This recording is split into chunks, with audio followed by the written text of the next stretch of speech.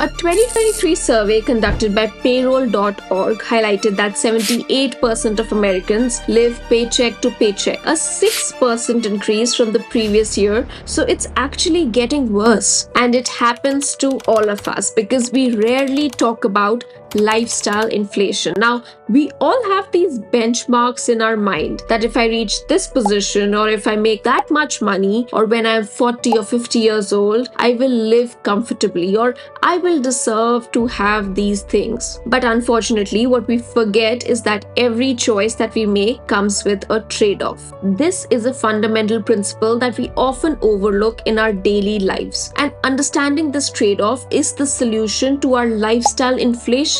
But before we understand lifestyle inflation, we need to understand the concept of opportunity cost. Because when you decide to spend your hard-earned money on something, you are simultaneously deciding not to spend it on something else. Now, this is the concept of opportunity cost. So that latte that you buy every morning could be a contribution to your savings, but it isn't. The new phone you purchased last month could have been an investment in your future, but it was not. Now, I'm not saying there's anything wrong with wanting nice things, but understanding these trade-offs is the first step to avoiding lifestyle inflation.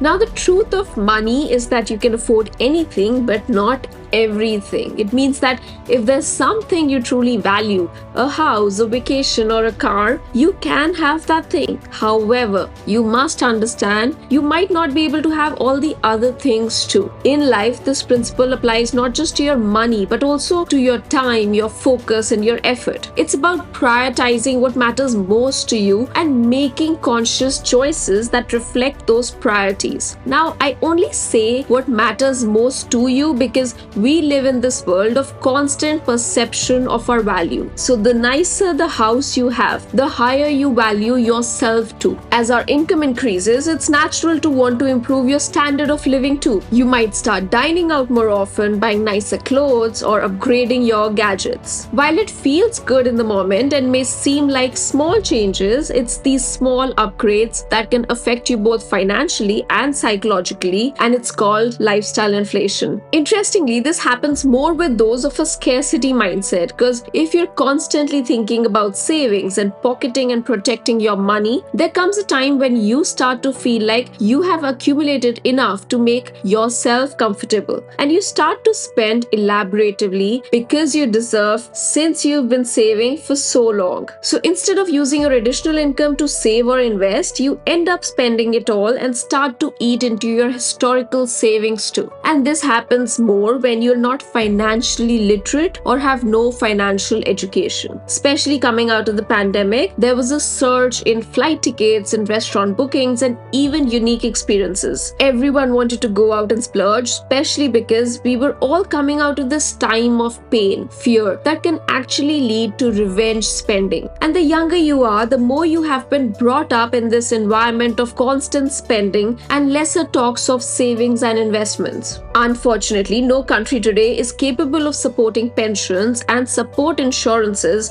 to 100% of its population, which means the safety net for the young is slowly ending. So as a solution, I want to introduce 6 ideas that can make it easy to secure ourselves from this lifestyle creep. First, a threshold mindset. What this basically means is that setting a fixed upper limit for your lifestyle expenses that you will not exceed, regardless of income increases. For example, you decide that no matter what you earn, you will only spend a certain amount on housing, dining out, or vacations. What this does is create this psychological barrier against any unnecessary spending. Now, another idea that I want to talk about here is creating a future fund alongside your regular savings. So what you could do is allocate a portion of your income increases directly into this fund. The rule is simple. Any money that goes into this fund cannot be touched for a certain specific period, such as maybe 5 years. Now, this not only encourages savings but also helps build a significant amount of wealth over time that can actually be used for future investment or major life goals like buying a house, funding a child's education, etc. Now, Now, the next suggestion that I have is quite interesting, and I also called it reverse budgeting. So instead of planning your spendings around your income, you can determine how much you want to save and invest each month and then adjust your spendings accordingly. Now, this shifts the focus from income to saving goals, which makes it easier to prioritize long-term financial health over short-term gratification. And if you are someone who loves numbers, then you could also consider setting up a lifestyle audit. Now, this lifestyle audit period is where you review your expenses critically. Every few months, you take a deep dive into your spending habits and identify areas where you can cut back without affecting your quality of life. These regular check-ins help keep lifestyle inflation in check and ensures that your spending remains aligned to your priorities. Another creative approach is to practice value-based spending. So what we're going to do is we're going to allocate your discretionary spending towards things that genuinely enhance your life and bring you joy, rather than on status symbols or societal expectations. For instance, if travel brings you happiness, prioritize spending on travel experiences over luxury goods that don't add as much value to your life. And lastly, you could try financial fasting, which is nothing but choosing specific periods like a week or a month where you drastically reduce or eliminate any discretionary spending. Now, this can help reset your spending habits and make you more conscious of how and why you spend money. So in reality, if you do not make changes to your financial habits, the solution of making more money